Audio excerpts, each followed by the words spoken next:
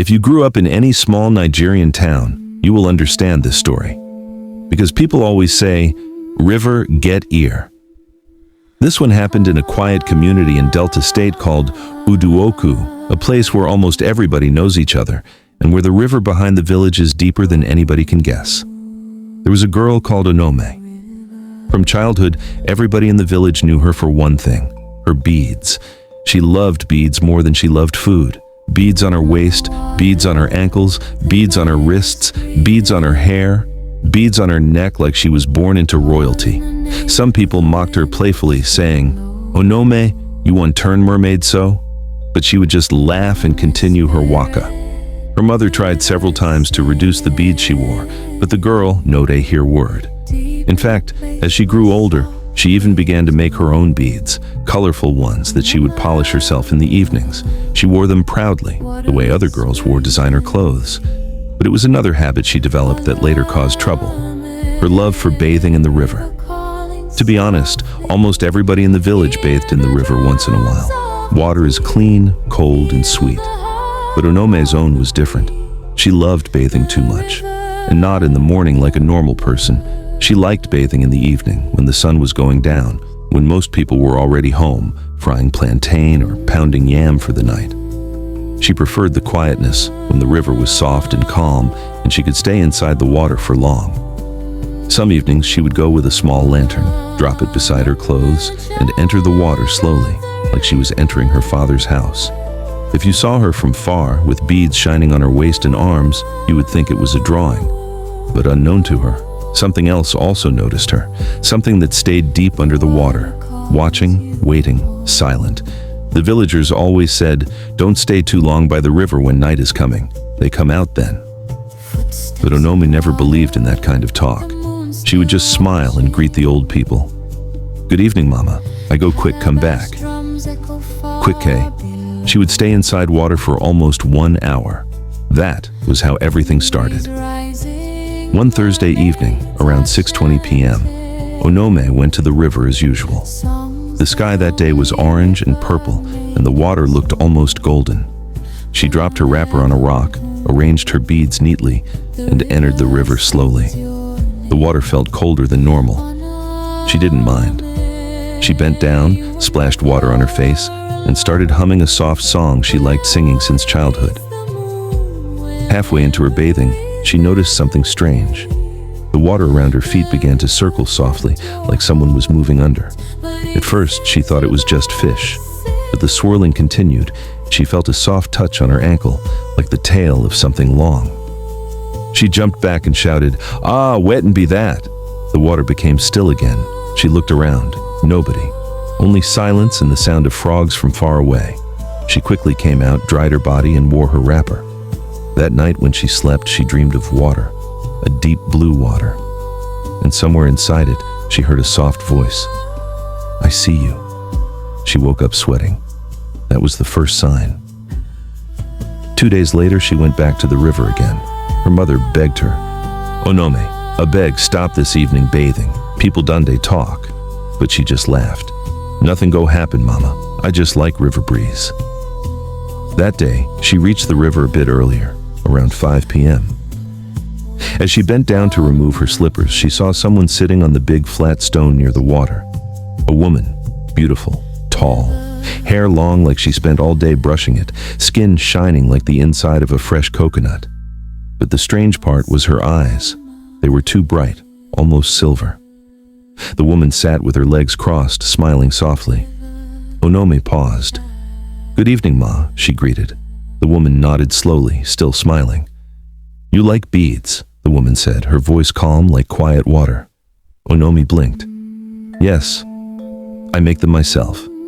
They look beautiful on you," the woman said. "Thank you," Onome said, feeling shy.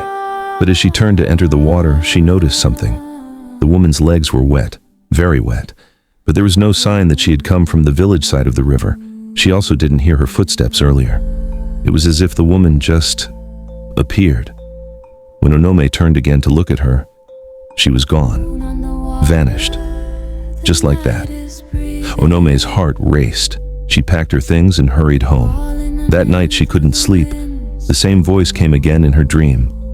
I see you. You shine in my water." After that evening, Onome tried to avoid the river. She stayed home 3 days straight, but something kept pulling her. Every evening, her body would begin to itch slightly. She felt restless. Her beads felt warm on her skin, like they were calling her. By the 4th day, she couldn't take it anymore. She left home without telling her mother. At the riverbank, the place looked unusually calm.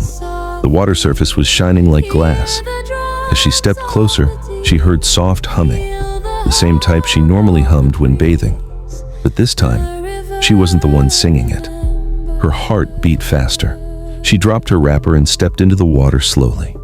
Immediately, the water around her legs became warm, pleasant, almost welcoming. Something touched her waist. She froze. A soft voice whispered from behind her. "Don't be afraid." She turned sharply and saw the same woman again. But this time, she wasn't wearing a wrapper. She wasn't even standing on the rock. She was half inside the water, her long hair floating around her and her eyes glowing softly in the dim light. Onome opened her mouth to scream, but no sound came out. The woman smiled. "My name is Azenami, daughter of the river. I've watched you since you were small.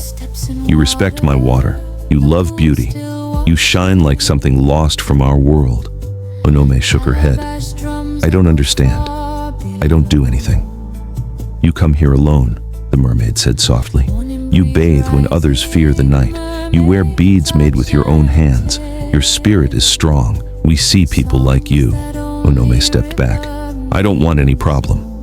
You already entered our world the day you stayed too long in this water. The river remembers your smell.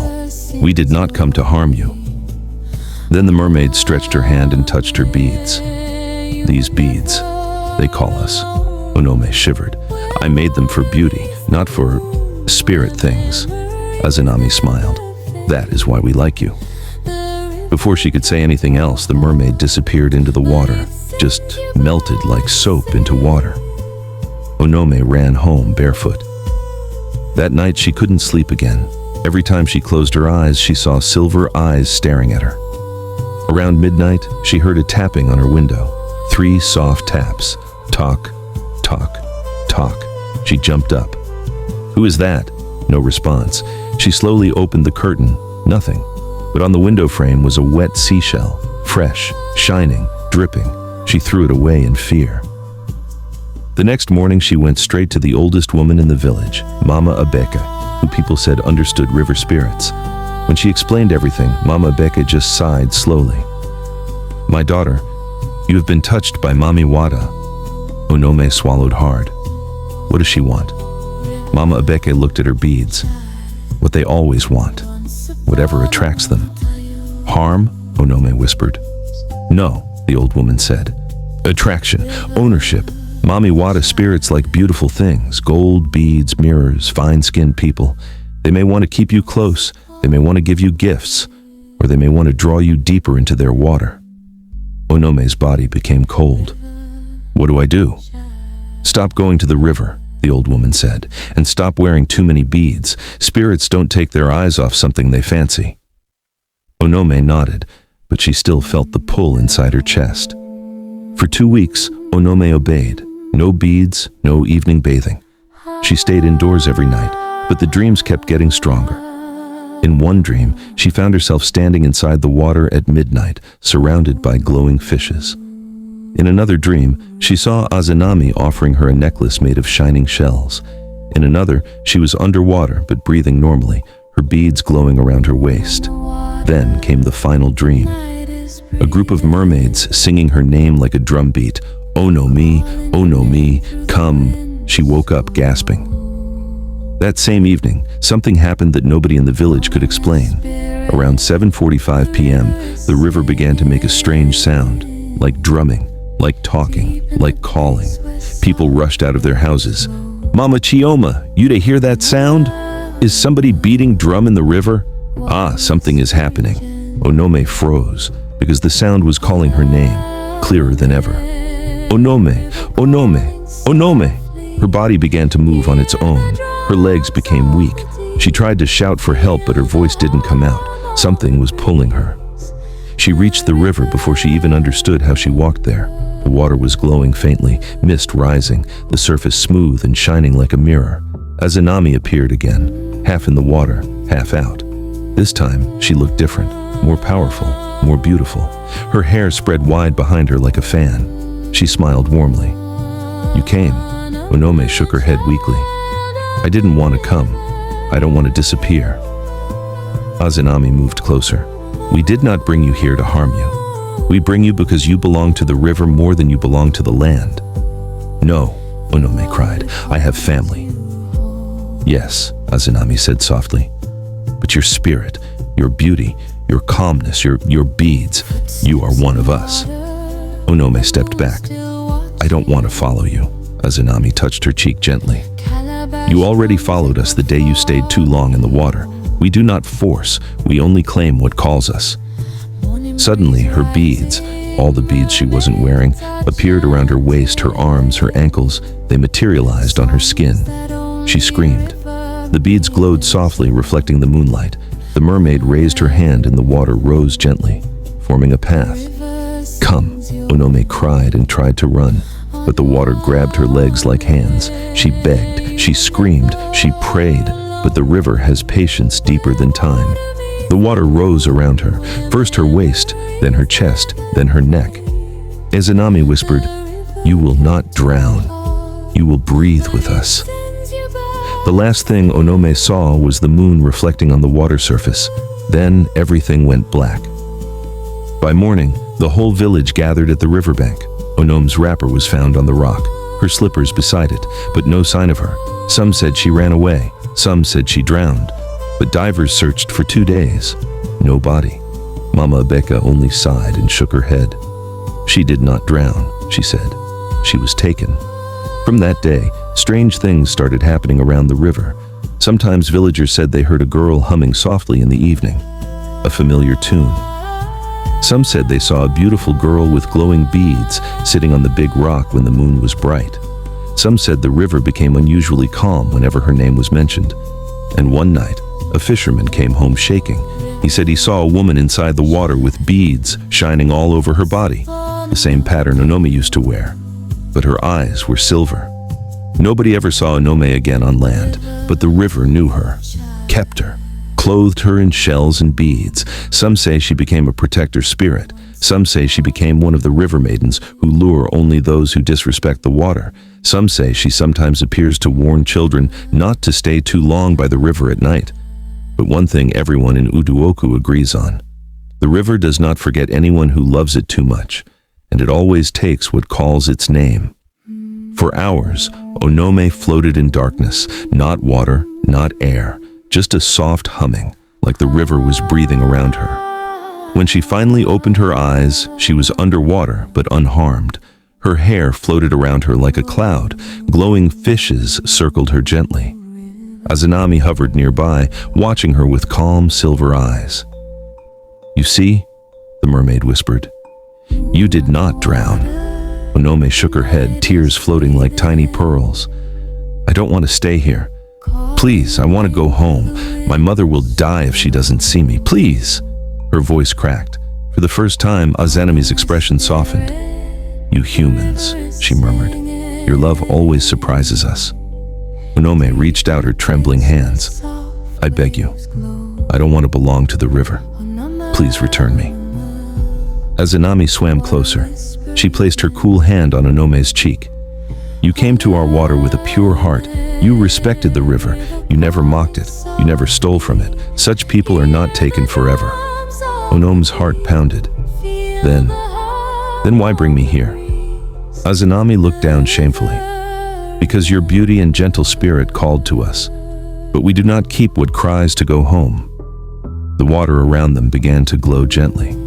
A stream of bubbles spiraled upward like a staircase. Azenami guided her toward it. "You will return," she said softly. "But remember this. The river keeps the memory of those it touches. You will always feel its call, but it will not force you again." Onome suddenly felt her body rising.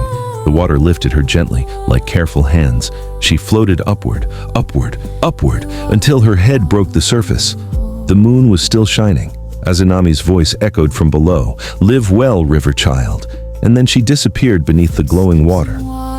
By morning, villagers crowded the river again, and then a scream. "Onome! Onome, they come out from water!" People ran from every direction. Her mother fell to her knees, crying, as Onome stepped out slowly, dripping but alive.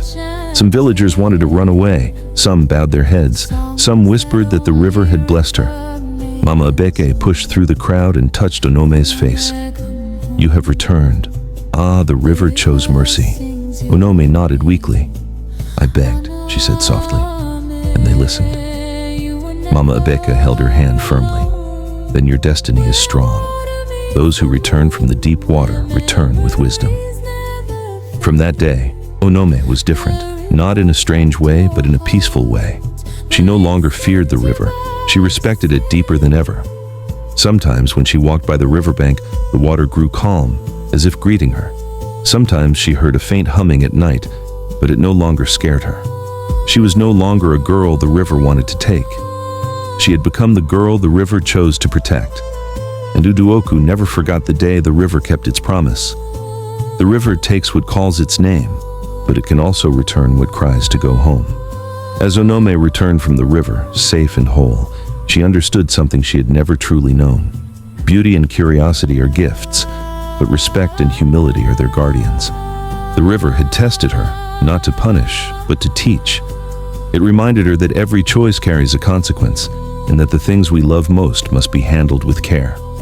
From that day forward, Onome walked with wisdom and grace.